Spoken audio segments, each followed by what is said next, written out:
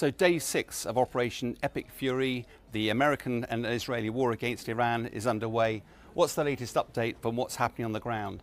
It's evident there's a huge amount of ordnance being expended both by Israel and by America, but also by Iran. But are we getting any closer to seeing some form of success on the battlefield?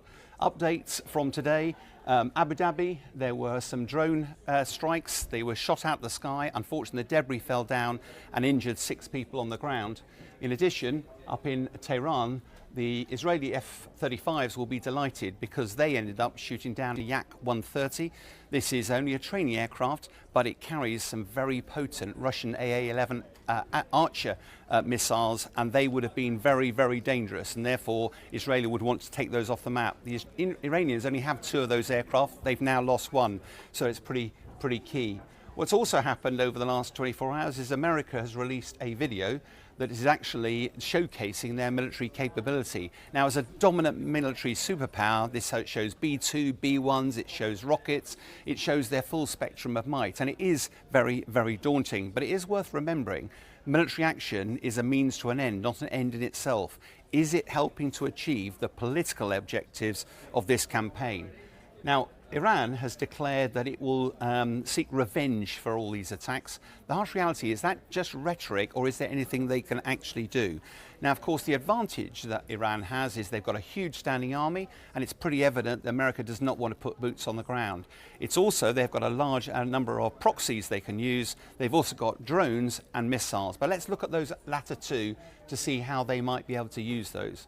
First of all, the drones. We first talked about these for the Russian invasion of Ukraine. They're not particularly big, they're not very fast, 130 miles an hour, they don't make a big explosion, but they're not expensive, and you can produce large quantities of these. Quantity has a quality all of its own because it can now end up deluging defensive systems, and it's a very powerful terror weapon. A lot of people in the Middle East are very terrified of these. If we also look, though, at the ballistic missiles where Iran has been doing most of its investment over the last few years. Short-range missiles like these go out to about 300 or 400 kilometers. They're largely focused at their near neighbors, but they also have a range of missiles that go out to medium range up to about 1,000 kilometers. We're not showing all of them here. There's a huge array of them.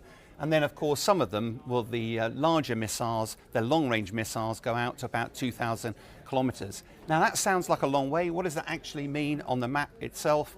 Well, here's the range rings for those, and of course, as you can see, it doesn't even get as far as Italy, and it certainly doesn't get as far as the UK or continental United States. So should we be reassured?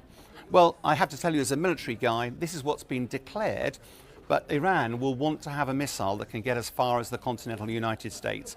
That needs 10,000 kilometers. Will they have one in development? Yes. Is it operational yet?